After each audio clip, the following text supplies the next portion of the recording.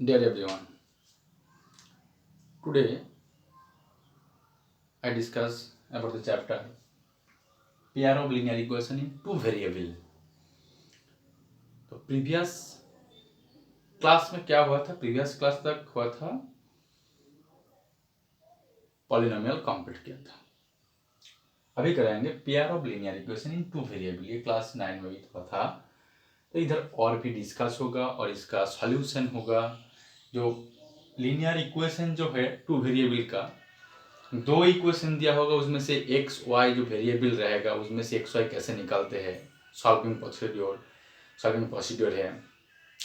तीनों type solving procedure लिखाएंगे step by step. Substitution है, तीन ठो प्रोसीड्योर जो है सब सिखाएंगे इधर, ठीक है ना। एलिमिनेशन मेथड है, क्रॉस मल्टीप्लिकेशन मेथड है, बहुत से मेथड है। तो हम लोग तो अभी सिखाएंगे जो जो पेयर ऑफ लिनियर इक्वेशन जो होता है एक्चुअली वो क्या होता है। पेयर ऑफ लिनियर इक्वेशन का मीनिंग्स क्या होता है। इन टू वेरिएबल दिया, मतलब इधर वेरिएबल दो रहेगा, है ना। लिनियर का मतलब होता है जो उसका पावर जो होगा वेरिएबल का, उसका पावर में डिग्री होगा 1, डिग्री होगा 1। दैट इज सपोज मैंने लिखा ax plus by plus c equal to 0, और कुछ भी लिखते हैं 2x plus 3y equals to 5। देखो x का पावर में 1 है, का पावर में है 1। इसलिए लिनियर इक्वेशन कहते हैं, लिनियर इक्वेशन, ठीक है। तो पेयर ऑफ मतलब क्या है ना, यहाँ जो डिस्कस होगा यहाँ एक पेयर का नहीं, यहाँ लिनियर इक्वेशन जो होगा दो वेरिएबल का linear equation pair of, pair मतलब दो इक्वेशन के लिए डिस्कस होगा, और दो इक्वेशन के लिए सॉल्व कैसे होगा, ग्राफ कैसे होगा, वो कराएंगे। ऑल टाइम पेयर मतलब दो इक्वेशन लेके करना होगा। तो पेयर ऑफ इक्वेशन का डेफिनेशन जो है उसका एक्चुअली मीनिंग्स क्या होता है, लिखो एन इक्वेशन पहले लीनियर इक्वेशन क्या होता है ये लिख रहा हूं। लीनियर इक्वेशन क्या है? An equation of the form ax plus by plus c equals to 0। A B C any real number लिख देता हूं, A B C are any real number, A B C are any A B C are real number, A B C are real number लिख देते हैं, any M B. That is एक equation ऐसा format में है ax plus by plus c, यहाँ x y variable है, A B C any real number, that is any constant value होगा। तो इसका और एक कंडीशन है, जब both a and b are not zero, both a and b are zero हो जाएगा तो वो इक्वेशन बन नहीं पाएगा। ए बी का जो है इसमें से हाँ एक जीरो हो सकता है, बट एक जीरो हो जाएगा तो यही इक्वेशन रहेगा, वो भी लीनियर इक्वेशन है, बट दोनों एक साथ जीरो नहीं होगा।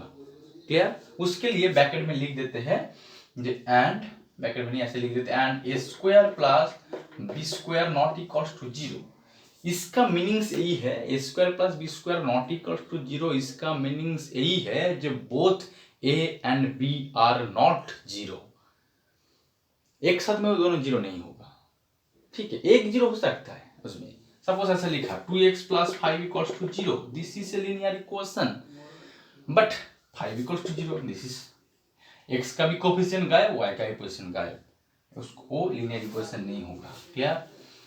तो ये square is not equal to 0 is called linear equation, is called linear equation in two variable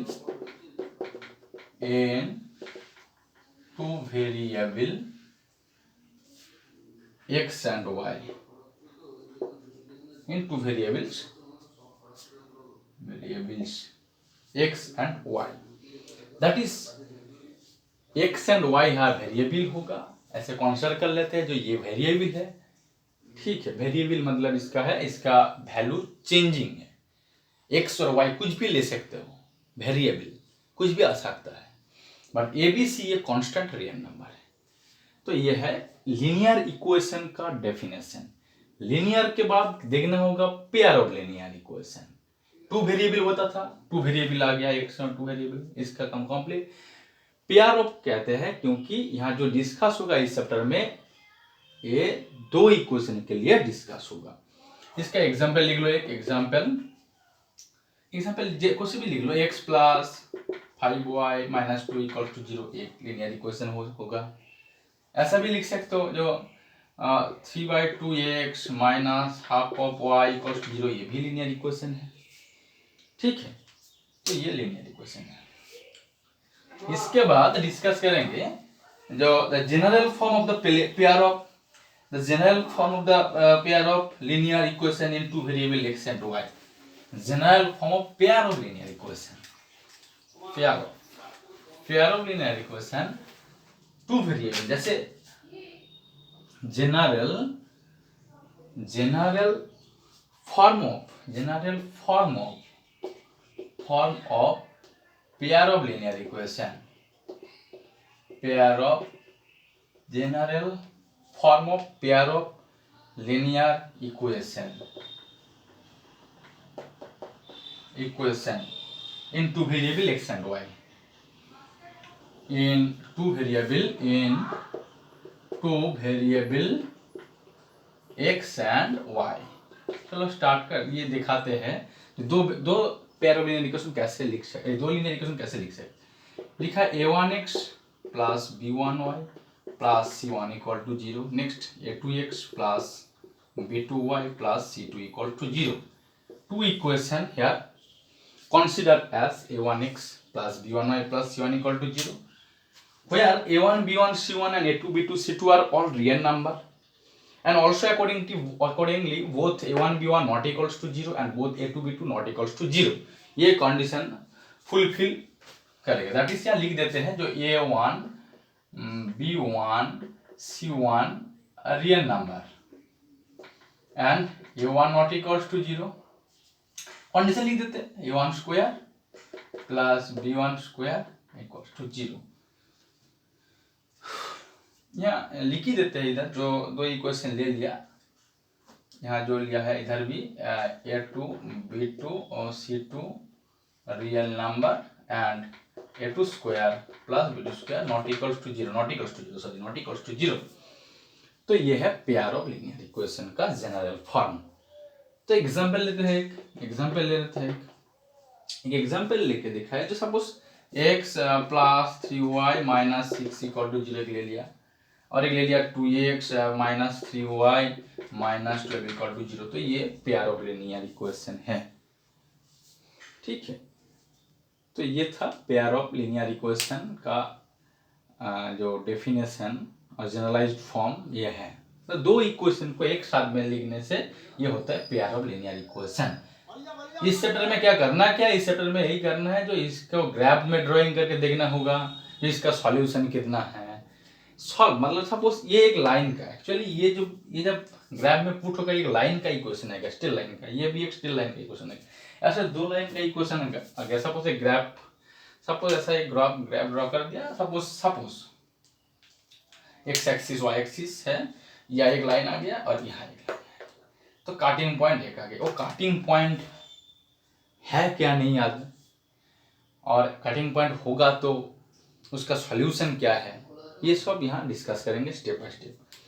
तो एक्चुअली जो है, एक्चुअली ये हो भी सकता है, ऐसा भी हो सकता है। सपोज दिखा रहा हूँ, ऐसा भी हो सकता है। इसमें जो एक वो भी सब डिस्कस करेंगे इधर। सपोज ये एक्स एक्सिस वाई एक्सिस है, ऐसा भी हो सकता है, दो लाइन ऐसा है, काट ही नहीं कर रहा है, ये भी ऐसे जा रहा है, ये भी ऐसे जा रहा है, तो तब क्या होगा ना, तब होगा ये पैरेलल लाइन।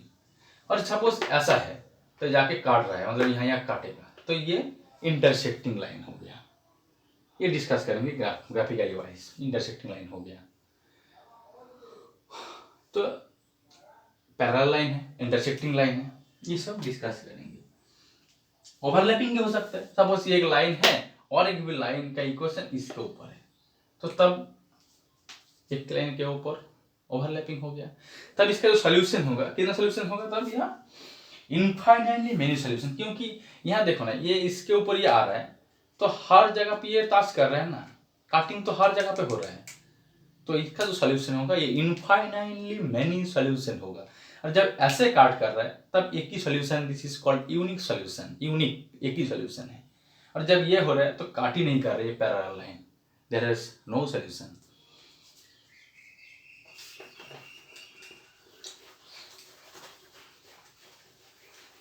तो फर्स्ट ग्राफिकल रिप्रेजेंटेशन कैसे आएगा वो डिस्कस कर रहा हूँ।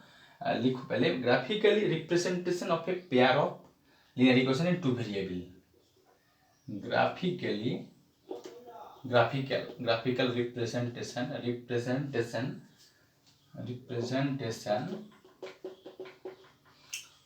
रिप्रेजेंटेशन लिख देते हैं और pair of linear equation. First मैं लिख रहा हूँ जो a1x plus b1y plus c1 equal to 0, a2x plus b2y plus c2 equal to 0, ये दो इक्वेशन ले लिया मैंने। तो इसका फर्स्ट स्टेप में क्या दिखाऊंगा, will represent intersecting line. First दिखा रहा हूँ इंटरसेक्टिंग लाइन होने के लिए क्या होना है, इंटरसेक्टिंग लाइन, इंटरसेक्टिंग ये जो दो लाइन है ये इंटरसेक्टिंग होगा तब जब a1 by a2 not equals to b1 by b2 होगा। मतलब ये जो लाइन इक्वेशन है इसका x का कोफिशिएंट बाई इसका x का कोफिशिएंट, इसका जो रेशियो और इसका y का रेशियो लेने से ये नॉट इक्वल्स टू हो जाएगा, तब ये हम लोग बोल सकते हैं तब ये दो लाइन एक ही पॉइंट पे काट किया है, that is intersecting line, that is intersecting line, that is unique solution. ये लिख सकते हैं दैट इज यूनिक सॉल्यूशन आएगा इधर, यूनिक सॉल्यूशन आएगा इधर, ठीक है।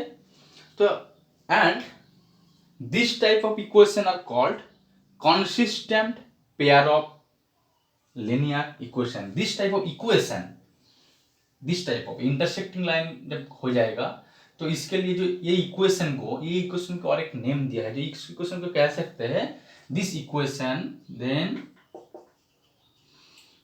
This equation, then and this type of equation and this types of equation and this type of equations are called consistent pair of, consistent कहते हैं, क्या कहते हैं, consistent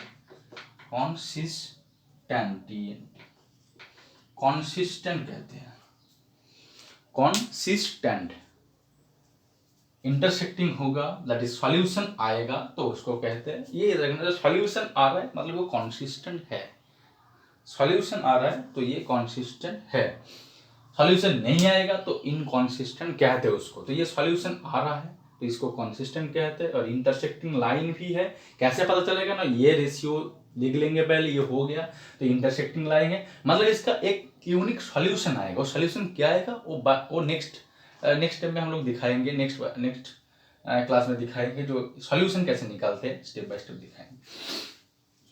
तो अभी ये इंटरसेक्टिंग लाइन है और इसका सॉल्यूशन यूनिक है और ये कॉन्सिस्टेंट है, ये पता चल गया। नेक्स्ट ये पता चल गया, ये नेक्स्ट इस इक्वेशन में कभी u1 by a2 equals to b1 by b2 not equals to c1 by c2 आ गया, ये चेक करना, नहीं तीनों इक्वल आ गया, इस इक्वेशन में तीनों equal, ratio a1 by a2 equals to b1 by b2 equals to c1 by, तीनों इक्वल आ गया। देन ओवरलैपिंग और कोइंसिडेंट लाइन कहते हैं इसको, ओवरलैपिंग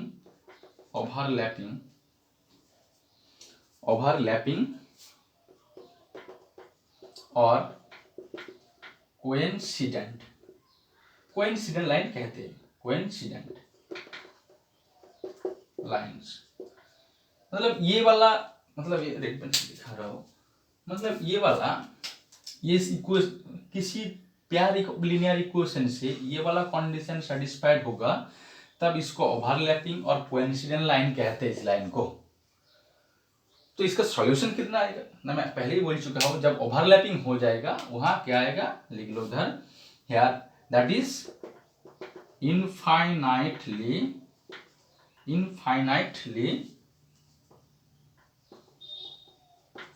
मेनी सॉल्यूशन, क्योंकि एक लाइन के ऊपर और एक लाइन अटैच हो गया, मतलब हर जगह पे काट कर रहे हैं, तो बहुत सारे सॉल्यूशन आएंगे इधर, मेनी सॉल्यूशन।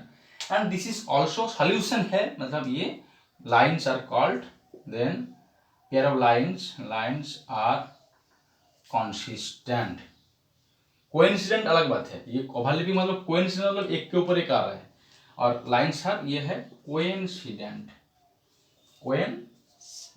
कॉन्सिस्टेंट